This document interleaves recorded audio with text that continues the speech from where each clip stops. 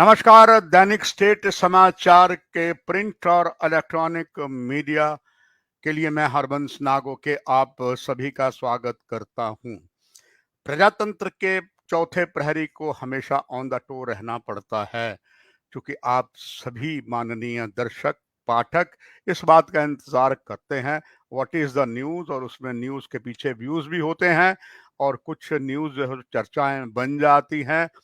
हर media house अपने अपने ढंग से न्यूज को चलाता है और ऐसे में यही दायित्व जो है दैनिक स्टेट समाचार प्रिंट और इलेक्ट्रॉनिक मीडिया के लिए निभा रहा हूं। मैं हूं हरबंस नागोके।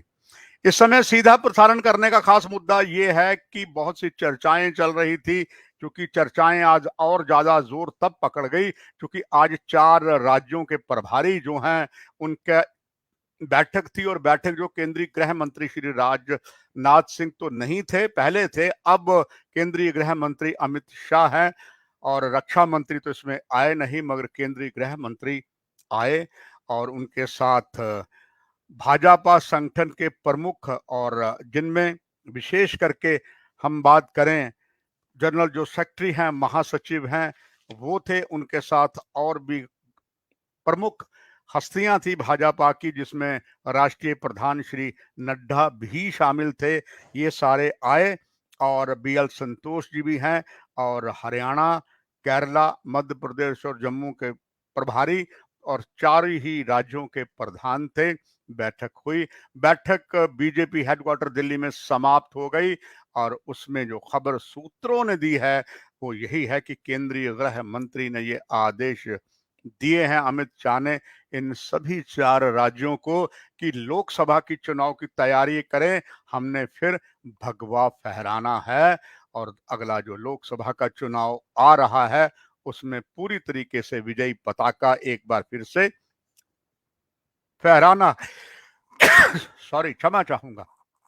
और ये तय हो गया, और इसमें एक बात और तय हो गई जो अटकलों के दौर में थी कि क्या 4 राज्य जहां पूरी पॉसिबिलिटी है देश के अन्य राज्यों के साथ लोकसभा के चुनाव होंगे, केरला, मध्य प्रदेश, जम्मू कश्मीर, यहाँ चुनाव होने ही होने हैं, साथ में हरियाणा में। इनमें कुछ राज्यों में विधानसभा के चुनाव भी होने हैं, मगर ये बैठक वास्तव में की गई लोकसभा में चुनाव की पूरी तैयारी करने के आदेश दे दिए गए। बैठक समाप्त हो गई है। इसलिए मेरा दायित्व ये बना कि जम्मू में अटकलों का बाजार बहुत तेजी से बढ़ रहा है। पत्रकारिता के इस लंबे समय के दशकों में ना काहूं से दोस्ती, ना काहूं से बैर की कहावत यथार्थ करते हुए अनुभव के आधार से यही पाया गया कि कोई भी प्रदेश प्रधान इनमें खास करके जम्मू कश्मीर का नहीं बदला जाएगा। हालांकि बात ये पहले चल रही थी और एक तकिया कलाम चल रहा था, टाइगर अभी जिंदा है, यानी कि श्री रविंदर रैना के बारे में बात कही गई है। अब लगभग ये तय हो गया कि वो नहीं बदले जाएंगे। एक बात वैसे भी लग रही थी कि उनको बदलने की भी अभी कोई अपेक्षित नजर नहीं आती है, क्योंकि यहाँ पर अभी किसी भी तरीके से विधानसभा के चुनाव नहीं है। वहां आवश्यकता पड़ सकती थी।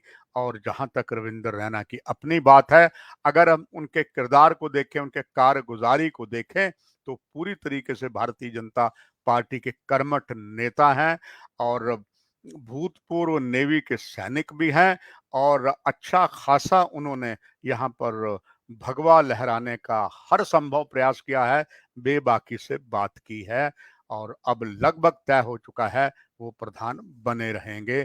और जो अटकलों का दौर केवल वहां ही अब नहीं रुक गया, बल्कि ये भी रुक गया, जो बड़ी अफवाहें तेजी से फैल रही थी कि राज्यपाल जी को बदला जा रहा है, जबकि मेरा पूरा पत्रकारिता का अनुभव कर रहा था no, that is not possible. आपने देखा होगा कईयों के नाम चलने शुरू हो गए, उसमें पूर्व महाराजा और जो पंजाब 5 दरियाओं की धरती के अमरिंदर सिंह चीफ मिनिस्टर रहे। पहले अकाली दल में थे, फिर वो कांग्रेस में आए, फिर दोबारा अपनी पार्टी बनाई, भाजपा में विलय कर लिया। हालांकि विधानसभा के चुनाव में उन्हें चारों तरफ से पटखनी मिली, मगर उनका अनुभव बहुत है, इसे कोई इनकार नहीं कर सकता। ये बात चल रही थी कि वो जम्मू कश्मीर के उपराज्यपाल हो सकते हैं। दर्शकों, पत्रकार के लिए एक बड़ा एक मुश्किल सा संकट का समय होता है जब ऐसी कोई खबर आए, आप उसमें कुछ नहीं बोले, आपके दर्शक, आपके पाठक आपका इंतजार करते हैं। वही मेरे साथ हुआ। मैंने कहा वेट एंड वॉच की पॉलिसी करिए, हम देखेंगे।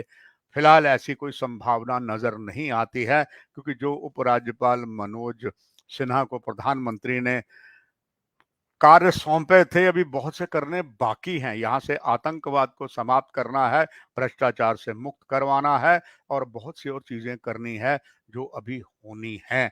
इसलिए क्योंकि उपराज्यपाल मनोज सिन्हा ने जम्मू को मंदिरों के शहर के साथ साथ विकास की नगरी बताया था।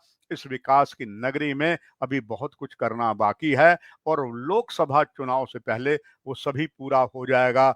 उदाहरण के तौर पर चिनाब दरिया पर बना हुआ रेलवे का ब्रिज, वो सबसे बड़ा देश का ब्रिज है। और इसके साथ all India institute medical science Vijaypur में है, वो एक नया इतिहास बना रहा है, जिसमें आईआईएम, आईटी और आयुर्वेदिक सारा संस्थान होगा। उसका भी शिलान्यास उन्होंने किया था और वो अभी इनॉग्रेशन होनी है, एम शुरू होना है। और राम मंदिर का भव्य जो इमा वहां बना है, उसका उद्घाटन भी करना है। जम्मू कश्मीर की बात है, ये भी बहुत कुछ करना बाकी है। ऐसे में ऐसा कोई सवाल ही नहीं पैदा होता था कि यहाँ पर नए कोई उपराज्यपाल को लाया जाए। रही प्रदेश प्रधान अरविंद रैना की बात, वो बेबाकी से अपना काम कर रहे हैं।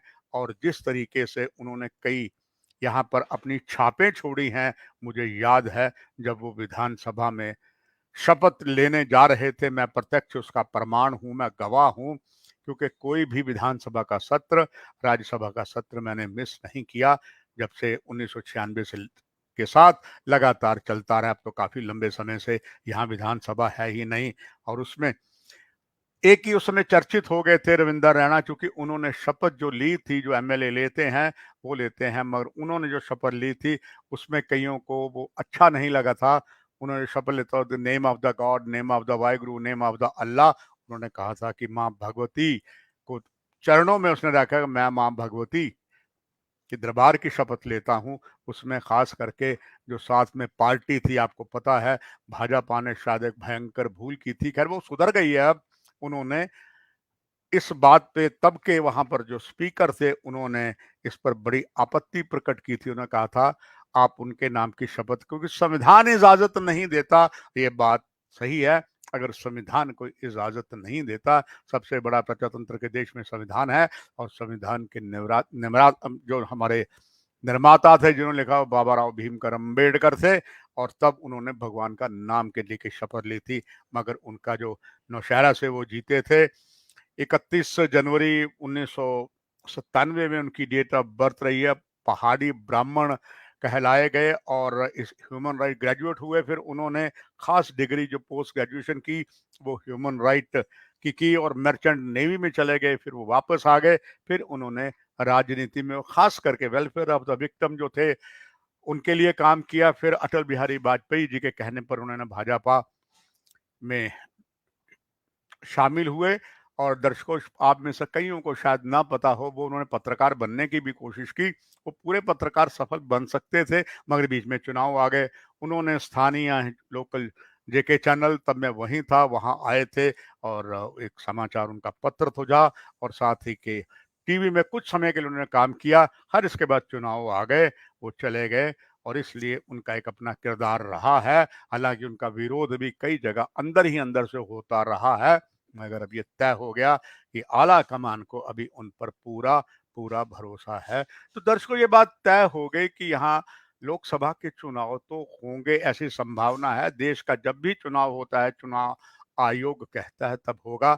मगर फिलहाल बाकी जो चुनाव लगता है वो दूर की कौड़ी है, या कह लीजिए कि भी दिल्ली दूर है। लोकसभा चुनाव के लिए नहीं, बाकी चुनाव के लिए मगर संभावना बन सकती है कि यहाँ पर लोकल बॉडीज के या पंचायत के चुनाव हो जाए। विधानसभा के चुनाव अभी संभावना बहुत बहुत कम है। इसलिए अभी जो हाल भाजपा का है वो चलता रहेगा।